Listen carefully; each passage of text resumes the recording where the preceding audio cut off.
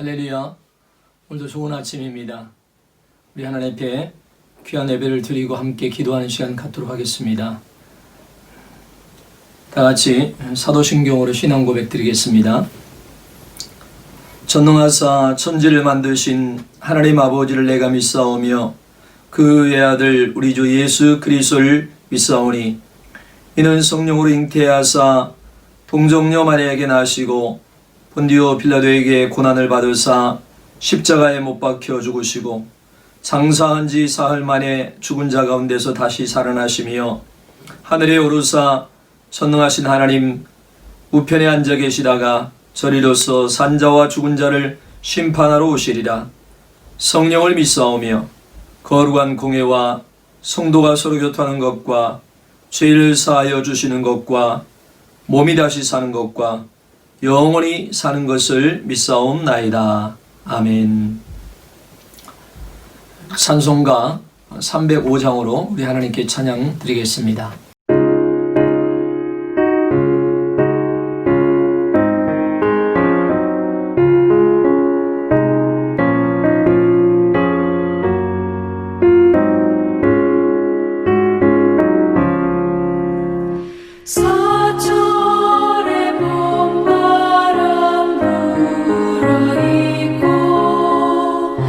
하나님 아버지 모셔서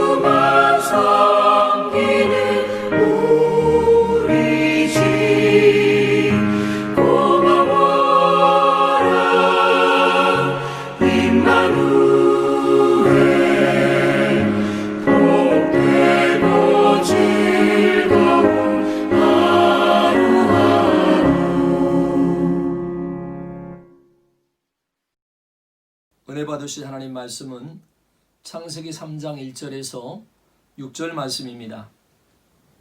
다 같이 함께 합독하시도록 하겠습니다. 여호와 하나님의 지으신 들짐승 중에 뱀이 가장 간교하더라.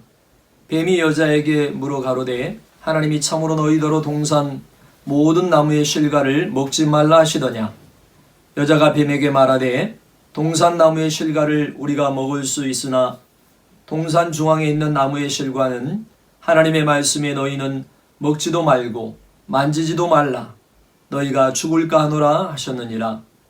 뱀이 여자에게 이르되 너희가 결코 죽지 아니하리라. 너희가 그것을 먹는 날에는 너희 눈이 밝아 하나님과 같이 되어 선악을 알 줄을 하나님이 아심이니라. 여자가 그 나무를 본즉 먹음직도 하고 보암직도 하고 지혜롭게 할 만큼 탐스럽기도 한 나무인지라. 여자가 그 실과를 따먹고 자기와 함께한 남편에게도 주매 그도 먹은지라. 기도하시겠습니다. 참 좋으신 아버지 하나님 감사합니다. 오늘도 우리에게 새날을 주시며 새 생명 가운데 또 하루를 살아갈 수 있게 하심을 감사합니다. 이 아침에 또 하나님의 귀한 말씀을 통하여서 생명의 양식을 먹고 아버지 영혼의 아버지 새 힘을 얻는 귀한 은혜의 시간이 되게 하시고 아버지 하나님의 말씀을 듣고 그 말씀 안에 거하는 복된 아버지 하루가 될 수 있게 도와주시며 성령의 충만한 귀한 기도의 시간들이 되게 하여 주시옵소서. 귀한 말씀을 통하여서 성령 하나님께서 우리 각 사람 위에 은혜 받고 또 참된 믿음 안에서 온전한 신앙생활 할 수 있는 저희들이 다 될 수 있도록 인도해 주시옵소서. 예수님의 이름으로 감사 기도드리옵나이다. 아멘. 저는 오늘 이 창세기 3장 1절에서 6절 본문의 말씀을 가지고 하나님이 세우신 가정이라는 제목으로 함께 은혜를 받고자 합니다. 요즘 코로나로 인해서 일상이 많이 달라졌습니다. 특별히 집에서 보내는 시간이 많아져서 가정이 함께하는 시간이 많아졌습니다. 건강한 가정들은 이전보다 더 행복해졌지만 반대로 그렇지 않은 가정들은 오히려 서로가 부담스러워졌고 부딪힌 일이 많아졌습니다. 창세기에서 이 창조의 이야기와 함께 3장에서부터 가정이 시작됩니다. 가정과 교회는 하나님께서 만드셨습니다. 둘 다 참 중요합니다.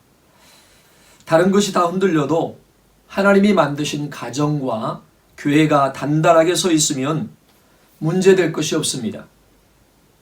교회와 가정은 서로 연결되어 있습니다. 가정에서 우리가 신앙생활을 어떻게 하느냐가 참 중요합니다.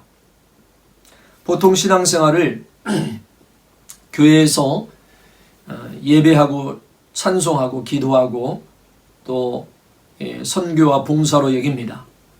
물론 그것도 신앙생활이지만 그것만이 전부가 아닙니다. 신앙은 가정 안에서 먼저 확인되어야 합니다. 그리스도인으로 자녀들과의 관계를 어떻게 맺어가는가?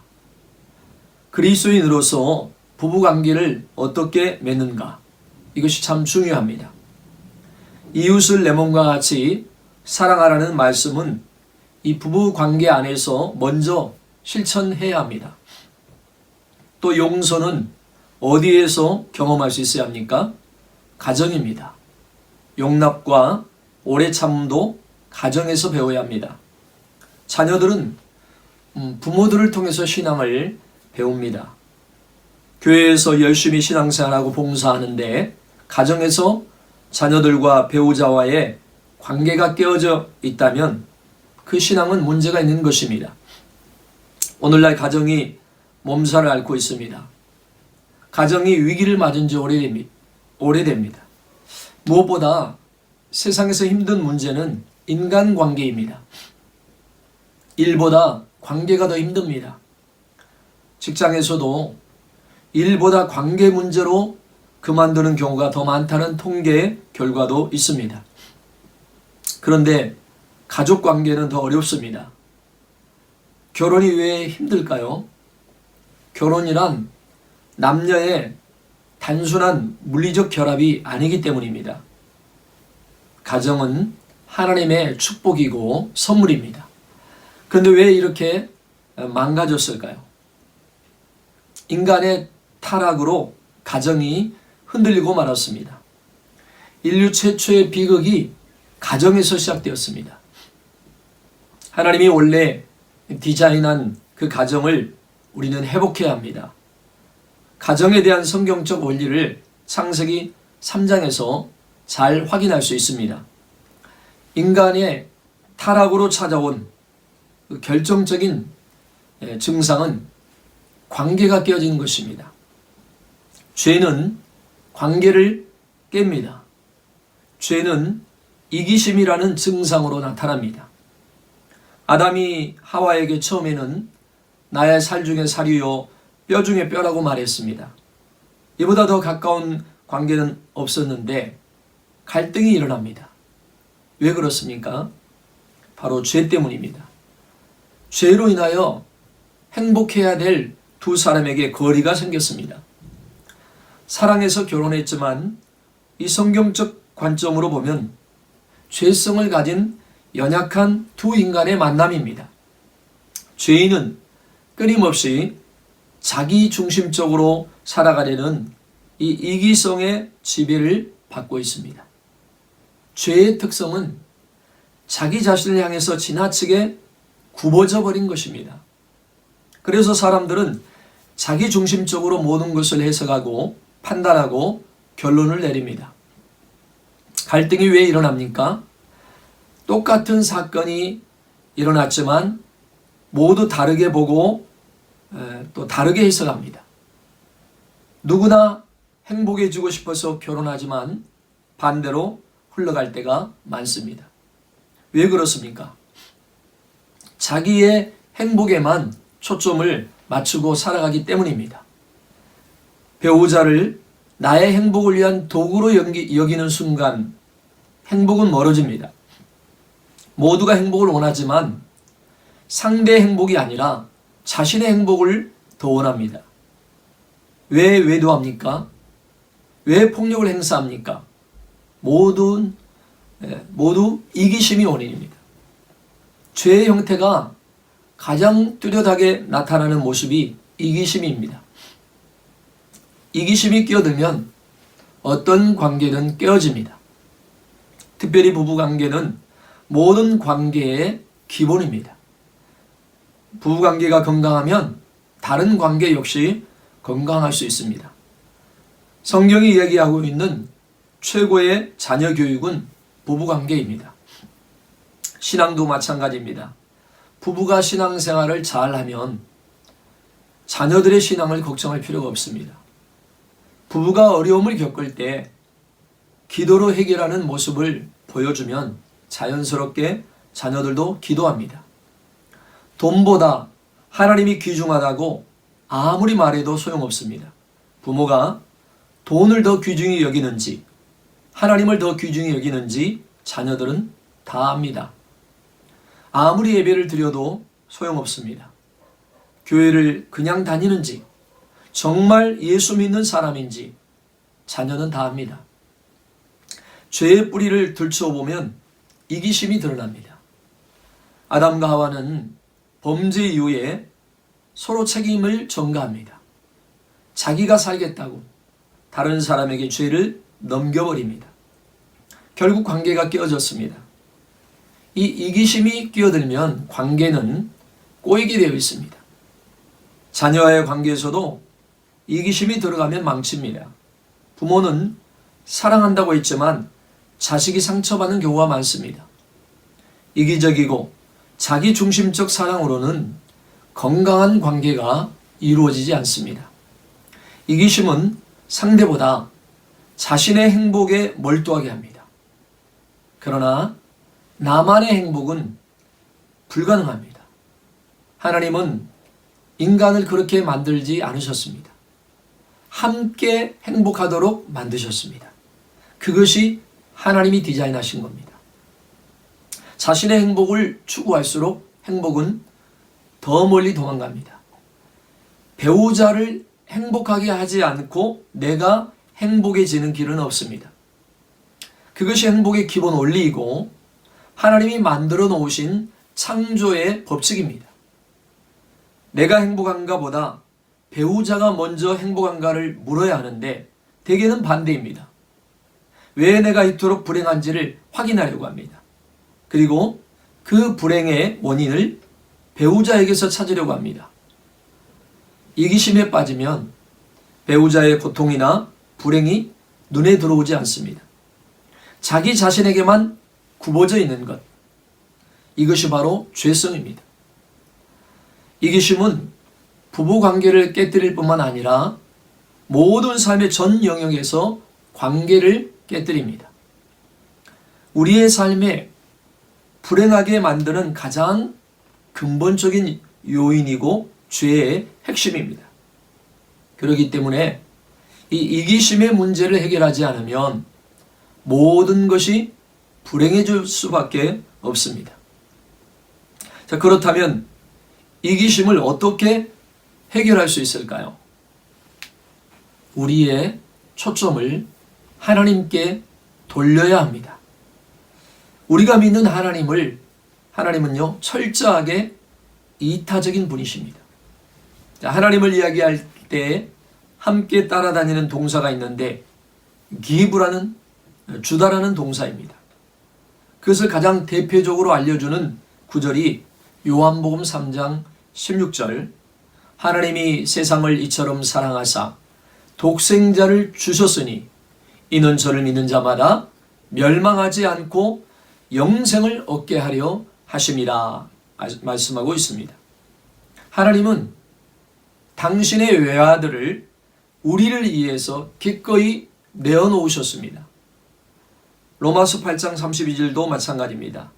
자기 아들을 아끼지 아니하시고 우리 모든 사람을 위하여 내주신 이가 어찌 그 아들과 함께 모든 것을 우리에게 은사로 주지 아니하겠느냐.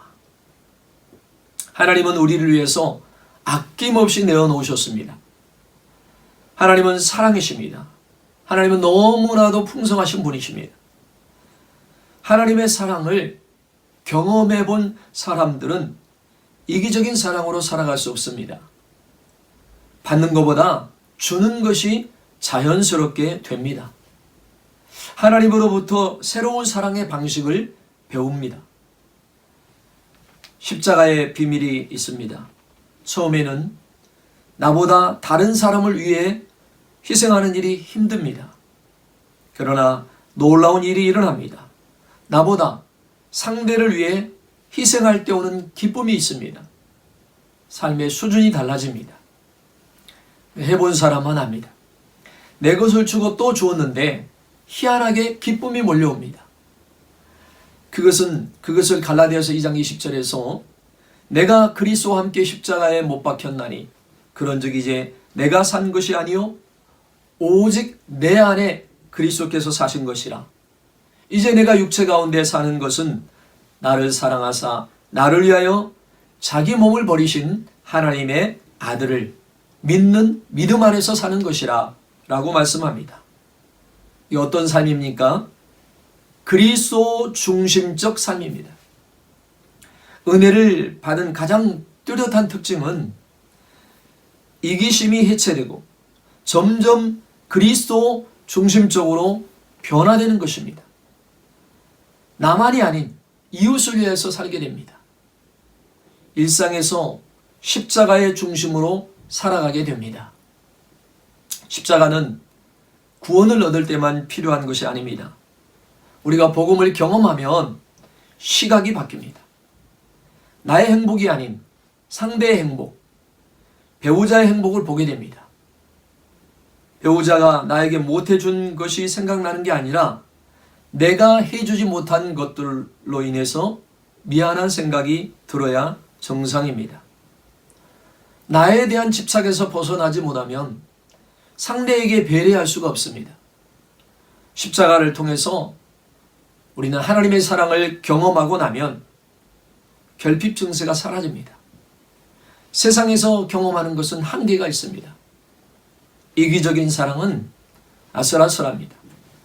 주고받는 사랑은 오래가지 못합니다. 이기적이고 탐욕적이고 정욕적인 사랑입니다. 그러나 하나님의 사랑은 그렇지 않습니다. 하나님의 사랑은 조건 없이 그냥 주는 것입니다. 이기심을 해결하는 이 길은 십자가뿐입니다. 십자가를 바라보고 묵상하십시오. 십자가를 통해서 보여주신 하나님의 사랑에 우리가 빠져보십시오. 신기한 일이 벌어집니다. 하나님의 사랑에 흠뻑 젖을 때 이기심이 죽고 이타적으로 변합니다. 이기심을 버리고 이타적으로 살면 나의 인생은 희생만 하고 끝날까요? 아닙니다. 나의 행복이 사라지는 것이 아니라 도리어 배가 됩니다. 정말 배우자의 행복을 위해서 여러분 살아보십시오. 배우자의 행복을 위해 살아갈 때 나의 행복은 부차적으로 따라옵니다. 가정 안에 십자가를 두십시오. 사랑은 이론적인 것도 아니고 감정적인 것도 아닙니다. 의지적인 실천입니다. 때로는 배우자의 고통까지도 함께 짊어지고 가야 합니다. 부부관계에서부터 이기심에서 이타심으로 바꾸어가는 훈련을 실천하시길 바랍니다. 사탄은 아담과 하와로 하여금 하나님이 아닌 것으로 시선을 돌리게 합니다. 오늘 본문 1절에 여호와 하나님의 지으신 들짐승 중에 뱀이 가장 강교하더라. 뱀이 여자에게 물어 가로되 하나님이 참으로 너희더러 동산 모든 나무의 실과를 먹지 말라 하시더냐. 마귀는 하나님이 아닌 동산 중앙에 있는 나무를 보게 했습니다. 뱀이 다가와서 아담과 하와를 유혹한 것은 사탄은 오늘도 부부 사이에 들어와 가정을 공격합니다. 사람들은요, 이 사탄의 거짓말에 대부분 넘어갑니다. 세상에는 이 사단이 뿌려놓은 거짓말들이 가득합니다. 세상이 혼란한 이유입니다.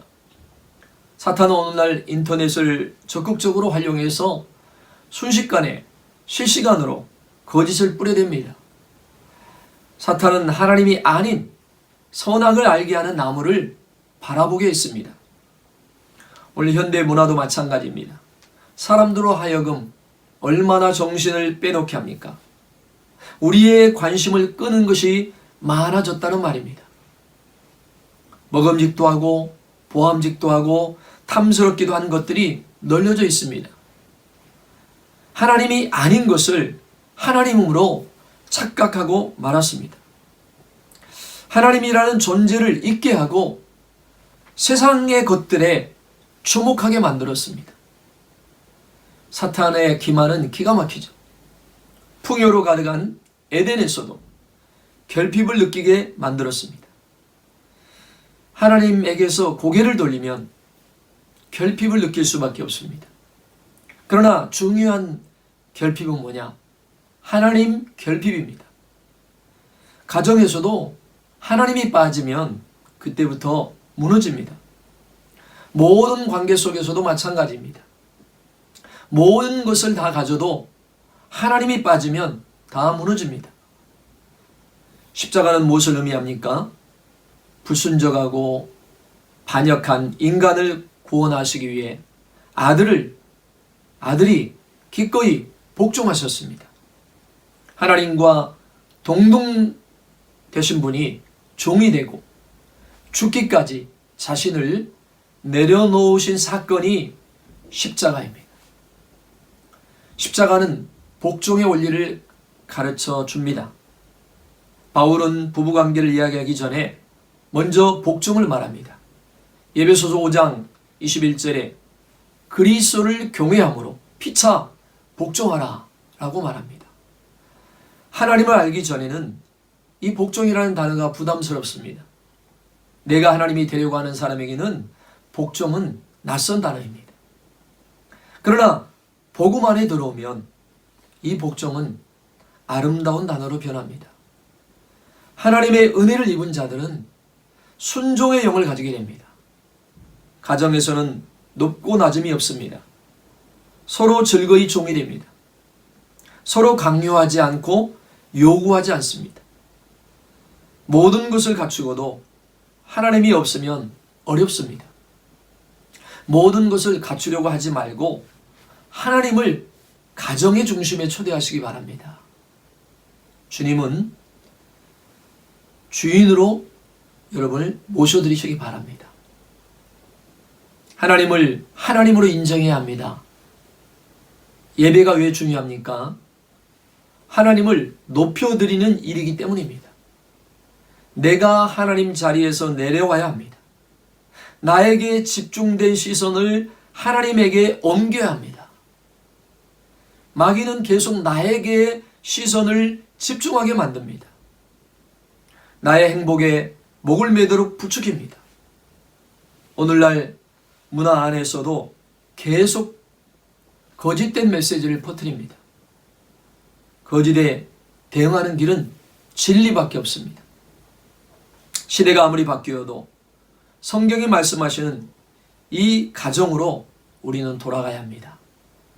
지금은 어려운 시대입니다. 그러나 가정과 교회가 건강하게 살아있으면 얼마든지 이길 수 있습니다. 가정과 교회 생활이 그리스도의 중심으로 돌아가고 있는가를 확인하십시오. 말씀의 원리가 제대로 작동하고 있으면 됩니다. 하나님의 말씀 안에서 더욱 우리는 견고하게 가정을 신앙으로 세워가는 그런 은혜가 있게 되기를 주님의 이름으로 축원드립니다. 기도하시겠습니다. 하나님 아버지, 오늘 하나님이 만드신 이 가정을 어떻게 성경적으로 아름답게 세워갈 것인가 말씀을 통하여서 살펴보았습니다. 우리 하나님의 백성들의 가정 형편과 처지를 다 아신 줄로 믿습니다. 가장 좋은 길로 인도하시고 건강한 가정, 하나님의 말씀 위에 세워져 있는 승리하는 가정들로 세워주셔서 이 어려운 시대를 넉넉하게 이겨내는 주의 성도들이 되게 하여 주시옵소서. 예수님의 이름으로 감사 기도드리옵나이다.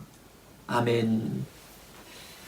하늘에 계신 우리 아버지여, 이름이 거룩히 여기심을 받으시오며 나라의 마옵시며 뜻이 하늘에서 이루어진 것 같이 땅에서도 이루어지이다. 오늘날 우리에게 일과 양식을 주옵시고 우리가 우리에게 죄진 자를 사해 준 것 같이 우리 죄를 사해 주옵시고 우리를 시험에 들게 하지 마옵시며 다만 악에서 구하옵소서. 대개 나라와 권세와 영광이 아버지께 영원히 있사옵나이다. 아멘. 할렐루야.